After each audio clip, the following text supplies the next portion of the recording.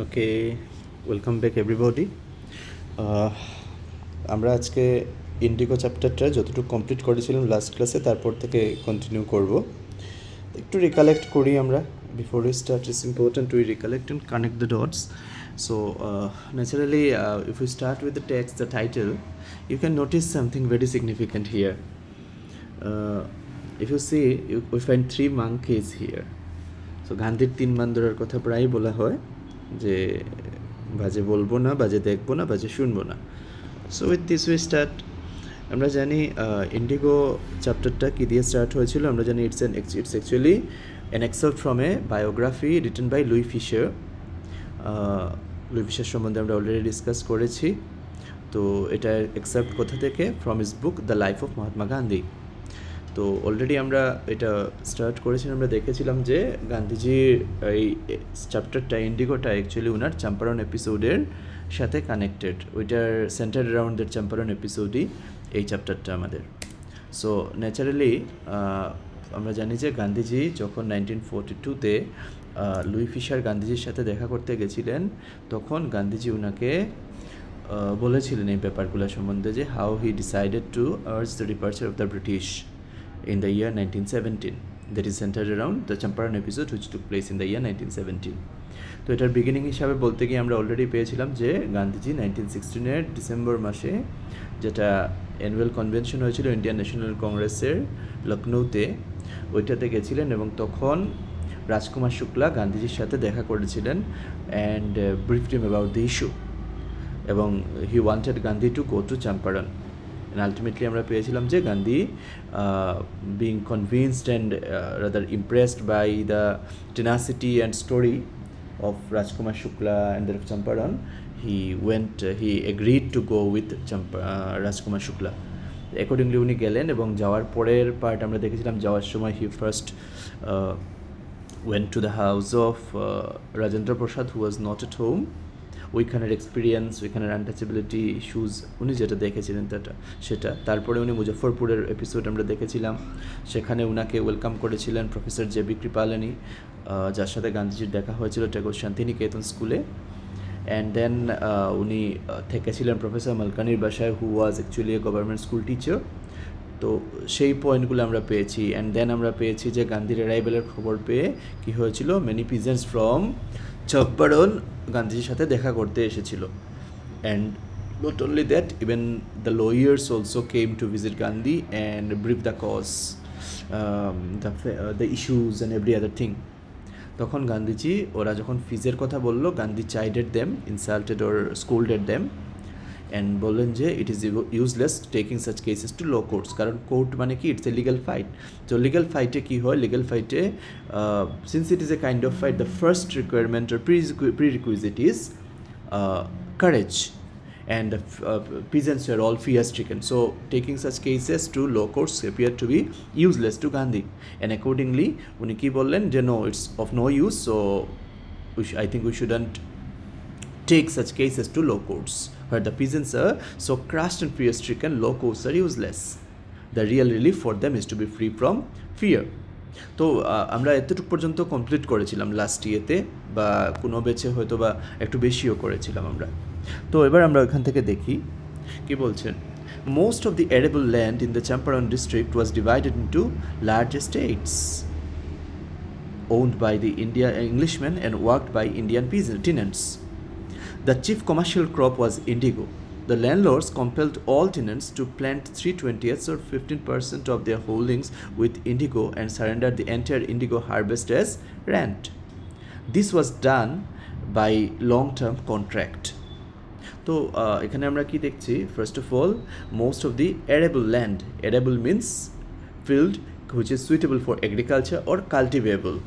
Okay, so কি বলছে, most of the arable land in the Champaran district was divided into large estates. Estate মানে কি, বড় বড় এরিয়া বা property, divided into large estates which are owned by, এগুলোর ওনার কারা, ইংলিশম্যান, এবং worked by whom, by Indian tenants.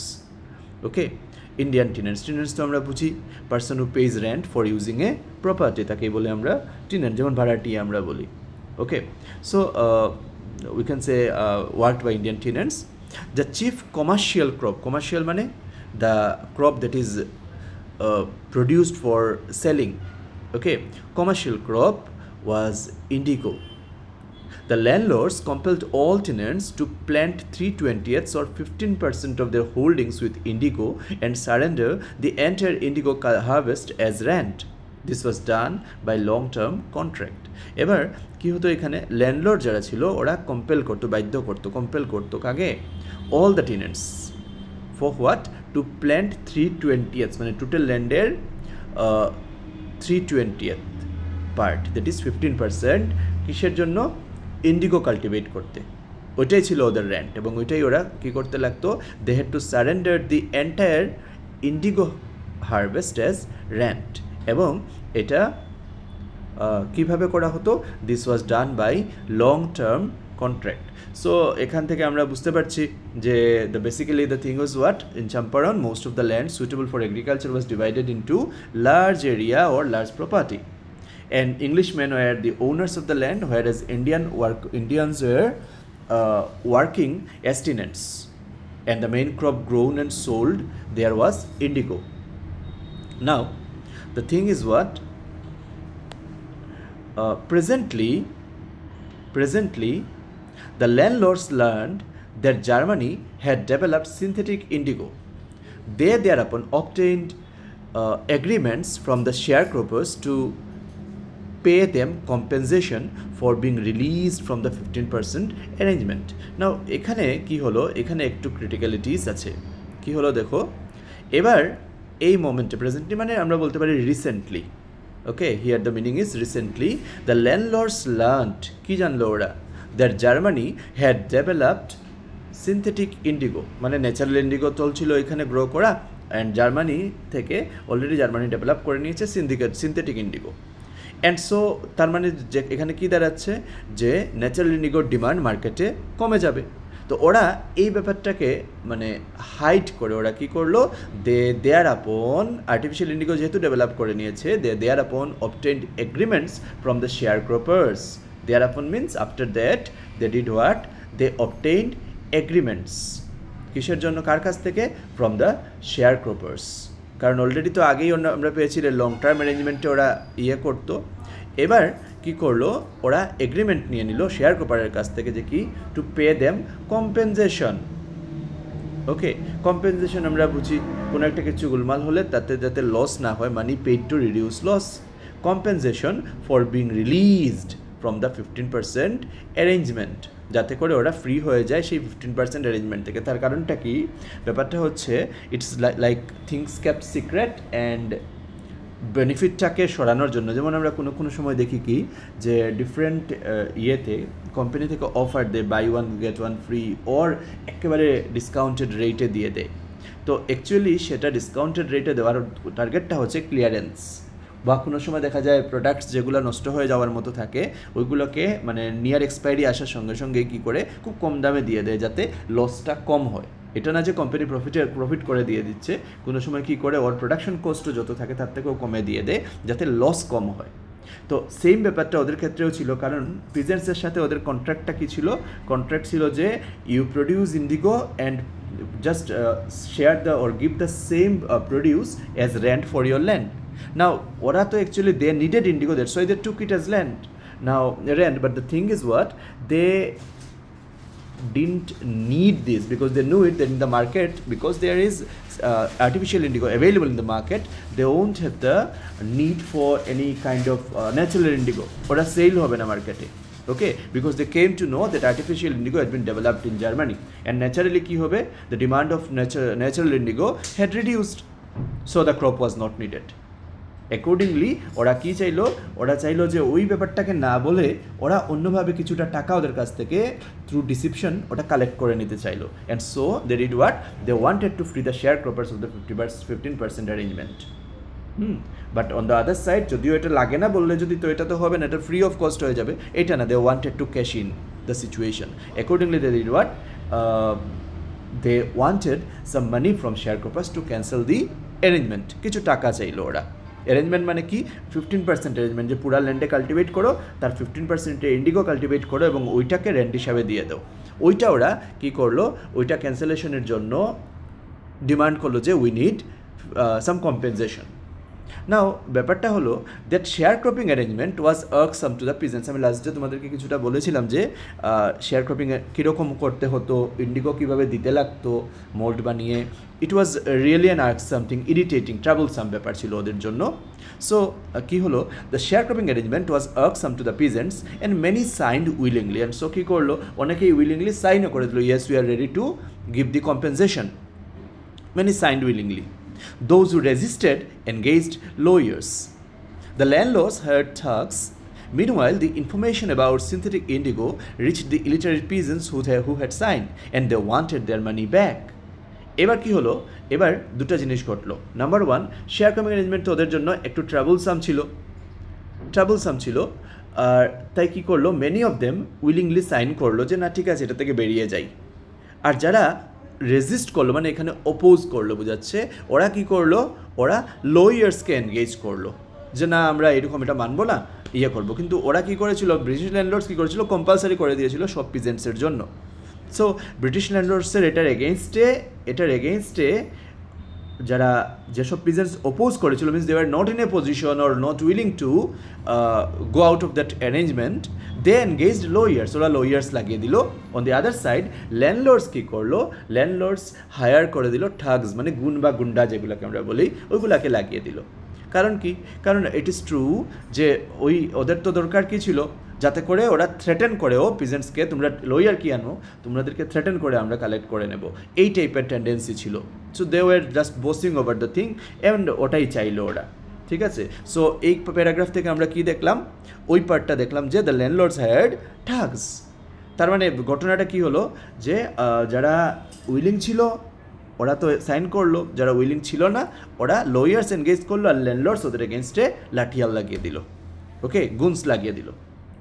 এবার কি হলো দেখো, মিনহোয়াইল ঘটনাটা কি ঘটে গেল দেখো, meanwhile during the same time or meanwhile the information about synthetic indigo reached the illiterate peasants who had signed, and they wanted their money back.